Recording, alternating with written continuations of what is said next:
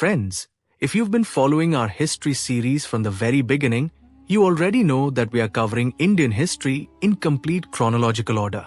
So far, we have explored the history of North India, the Deccan and Bengal, one episode at a time in great detail. And now, it's time to move to India's eastern coast and discover the story of a remarkable land that left a lasting impact not only on Indian history but also across Southeast Asia. Yes, from today, we are beginning a brand new series on the history of Odisha and ancient Kalinga. In this series, we will explore the complete story in chronological order from the rise of Kalinga, its great rulers, and its powerful maritime empire to the famous Kalinga War with the Mauryas, Emperor Ashoka, the Eastern Ganga dynasty, the Gajpati Empire, and finally the formation of modern Odisha. And as always, if you think there's any important topic or ruler that should be included in this series, let us know in the comments. Your suggestions help us make this series even better. So, without any further delay, let's begin the glorious journey of Odisha, a land that changed Indian history forever. About 2,300 years ago, a war took place on the land of India that changed not just the fate of two kingdoms, but the course of Indian history itself. It was a war between an emperor and a kingdom that were completely different in power, thinking, and identity. On one side stood the largest empire in India, ruled from Patliputra, the Mauryan Empire. On the other side stood a free, rich, and proud kingdom that ruled the seas, Kalinga. History books often tell us that after this war, Emperor Ashoka changed. He gave up violence, accepted Buddhism, and chose the path of peace. But was the story really that simple? Was Kalinga just a small kingdom defeated by the Mauryas? Or was it a great civilization that controlled sea trade for centuries, whose wealth attracted powerful empires, and whose people refused to surrender till the very end? Today, we are not just learning about a war. We are discovering the land that made even Ashoka rethink his victories. So let's travel back about 2,300 years, to a time when India was not one nation, but many powerful kingdoms. 4th century BCE. Far to the northwest, beyond the high mountains, lay Central Asia and Greece. At the same time, a young king was conquering the known world. His name was Alexander. Since childhood, his teacher had told him about a rich land in the east, a land of gold, spices, elephants, and mighty kingdoms. By the age of 26, Alexander had conquered Greece, Egypt, Persia, and much of Central Asia. Only one great land remained, India. In 326 BCE, Alexander crossed the Hindu Kush and entered the Indian subcontinent. Taxila surrendered without much resistance. But near the Jhelum River, he faced a brave Indian king, King Porus. A fierce battle followed. Alexander won, but at a heavy cost. Thousands of soldiers were killed. Many horses and officers were lost. Most importantly, the morale of his army was broken. For the first time, they realized that conquering India would not be as easy as conquering Persia. And an even bigger challenge still awaited them.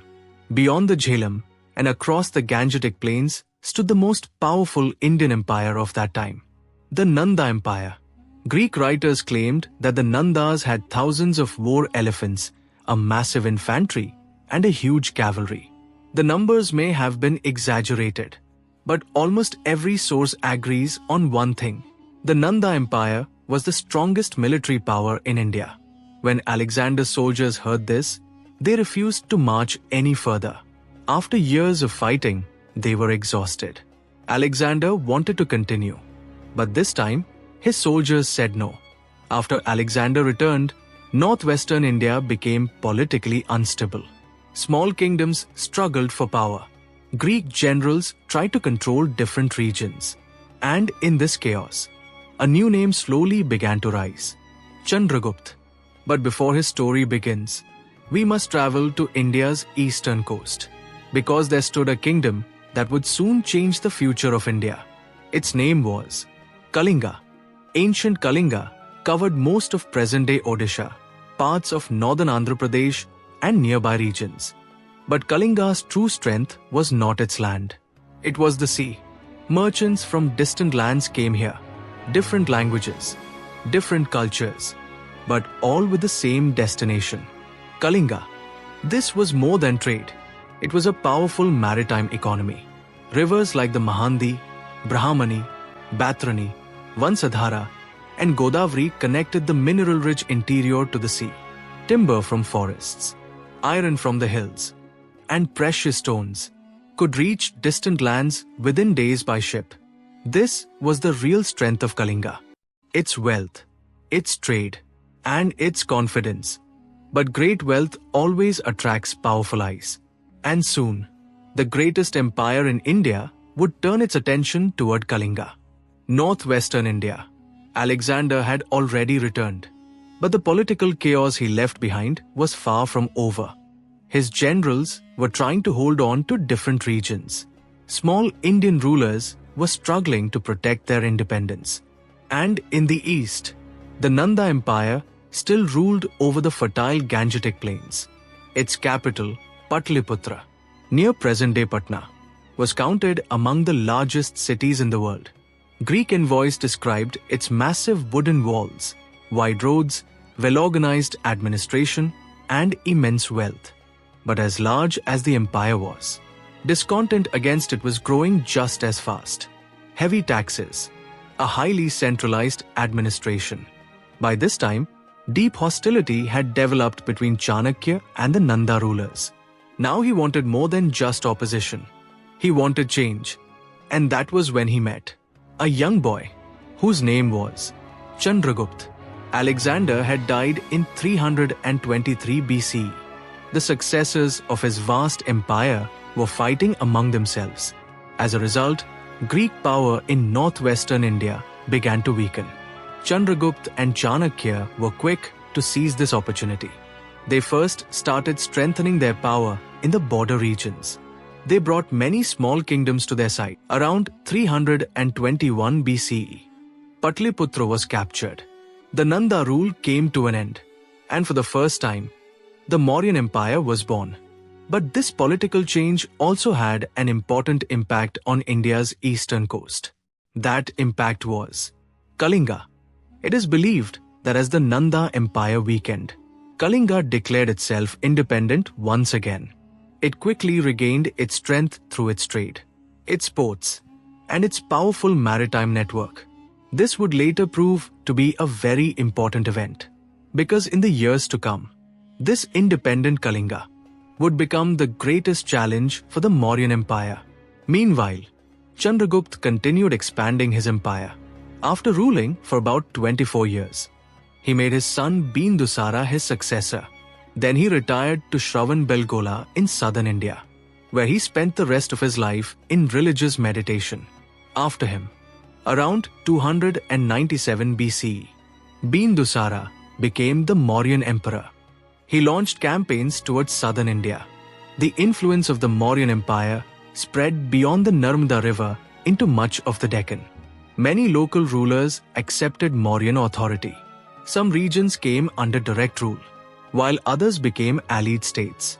Now the situation was this: from the Himalayas in the north to the Hindu Kush in the west, across central India, and over a large part of the Deccan, the Mauryan Empire held its influence.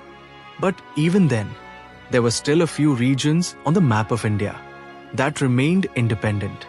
In the south, the Cholas, the Cheras, and the Pandyas, and on the eastern coast, a wealthy, self-reliant, and proud kingdom, Kalinga. For the Mauryan Empire, it was not just another neighboring kingdom. It was the strongest independent power standing in the way of their eastern maritime policy. But until then, Bindusara had not launched any major campaign against Kalinga. Perhaps his priorities were different, or perhaps he was simply waiting for the right opportunity. Around 268 BCE, it had been about 8 years since Emperor Ashoka's coronation. During these years, he had stabilized his empire, strengthened the administration, and secured its borders. But now, his attention kept turning toward one direction: the east.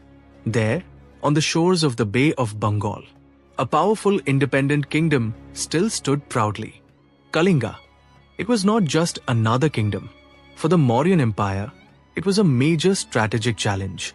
If they wanted a secure land route to southern India, if they wanted greater control over eastern maritime trade, if they wanted undisputed dominance over the entire Indian subcontinent, then an independent Kalinga was difficult for the Mauryan court to accept. But on the other side, Kalinga was not a kingdom that would bow easily. For centuries, the sea had been its greatest ally. Trade was its strength, and freedom was its identity. As the Mauryan Empire continued to expand, the rulers and local councils of Kalinga also realized that a conflict could no longer be avoided. Slowly, both sides began preparing for war.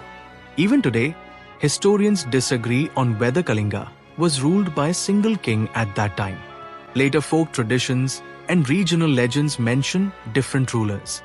But Ashoka's own rock edicts, the most important contemporary source for this war, do not mention the name of any king of Kalinga. That is why many modern historians believe that Kalinga may have been organized as a federation or a confederation of several local powers. Tosli, Samapa, Dantpura, Singhpura, and many other towns and tribal regions had their own local councils. During peaceful times, they governed their own areas. But during an external invasion, they stood together. If this theory is correct, it also explains why Kalinga was able to resist for so long. Because defeating one king would not end the war. Every town, every fort, every river, and every village fought separately. Meanwhile, in Patliputra, the decision for war had already been made. The Mauryan Empire possessed one of the most organized armies in the world. The Greek writer Megasthenes had described the huge army during Chandragupta's reign, and over time it had become even better organized. Thousands of cavalry, countless infantry, war elephants, chariots, and a well-planned supply system. Although modern historians are not certain about figures like 600,000 soldiers, there is no doubt that the Mauryan army was much larger than Kalinga's in both numbers and resources. In comparison, Kalinga did not have such a massive imperial army, but it had deep knowledge of its own land, economic strength from maritime trade, and an unbreakable determination to defend its freedom. This war would not be fought by soldiers alone. The entire society would become part of it. Around 261 BCE, the Mauryan army began its eastern campaign. Crossing forests, hills, and river valleys, they entered the territory of Kalinga. The first battles took place in the border regions. But this was unlike any war the Mauryans had fought before. Thousands of families were forced to leave their homes. Children, the elderly, women, no one remained untouched by this war. That is why historians consider the Kalinga War not just a conflict between two kingdoms, but a war that affected an entire society. Slowly, the Mauryan army advanced deeper into Kalinga. The decisive battle took place on the banks of the Daya River, near present-day Bhubaneswar. The place we now know as Dholi once witnessed one of the bloodiest battles in Indian history. The war was over. Kalinga came under the control of the Mauryan Empire. But this victory was unlike any ordinary victory. According to Ashoka's 13th rock edict, around 100,000 people were killed. About 150,000 people were taken prisoner. And even more people died later because of war, disease, hunger, and displacement. Modern historians debate these numbers, but almost all agree on one point. This was one of the most devastating wars in ancient Indian history. And this is where history's most famous question begins. Was it this war that changed Ashoka? School textbooks often tell us that after seeing the bodies lying on the battlefield, Ashoka's heart changed. He gave up violence. accepted Buddhism, and never fought another war. But was the story really that simple? Modern historians say, probably not. Some inscriptions suggest that Ashoka had already come in contact with Buddhism before the war. While serving in Ujjain, he had interacted with the Buddhist community. His wife, Devi, is also believed to have followed the Buddhist tradition. So it is possible that his transformation did not happen suddenly after the war, but was part of a longer journey. However, one thing is certain. After the Kalinga War, the language of Ashoka's inscriptions changed. Instead of talking about conquest, they focused on dhamma, moral governance, religious tolerance, and the welfare of his people. He sent his officers among the public. He ordered trees to be planted along roads. He had wells dug. He developed medical facilities for both humans and animals. And most importantly, he sent Buddhist missionaries, including his son Mahendra and daughter Sanghamitra, to Sri Lanka and many other parts of Asia. It was during this period that Buddhism spread from India to large parts of Asia. But history is never only the story of the victor. Kalinga's story did not end here. A few decades later, this land rose again. And in the 1st century BCE, the great ruler Kharvela of the Mahameghavana dynasty restored Kalinga's strength. The Hathi Gumfa inscription tells us that he worked to restore Kalinga's glory. In other words, the Kalinga War may have defeated this land, but it could never destroy its identity. Today, when we stand on the coast of Odisha and look toward the Bay of Bengal, we may see only the waves. But these very waves once carried the ships of Kalinga to Sri Lanka, Java, Sumatra, Bali, and many parts of Southeast Asia. This was the land that connected India to the world through the sea. And this was the land that forced even a conqueror like Emperor Ashoka to face some of history's hardest questions. The history of Kalinga is not just the history of a war. It is the story of freedom, maritime power, trade, culture, and unbreakable courage. And perhaps that is why even after 2,500 years, the name of Kalinga is still remembered with great respect in Indian history. If you enjoyed today's story, don't forget to like this video. Tell us in the comments which part of Kalinga's history fascinated you the most. And if you enjoy deeply researched Indian history told like a story, make sure to subscribe to our channel, World Insights. Your one like and one subscription motivate us to create more high-quality history documentaries. In the next episode, we will discover how Kalinga rose again after its defeat and how Emperor Kharvela made the whole of India recognize his power. Until then, thank you. Jai Hind.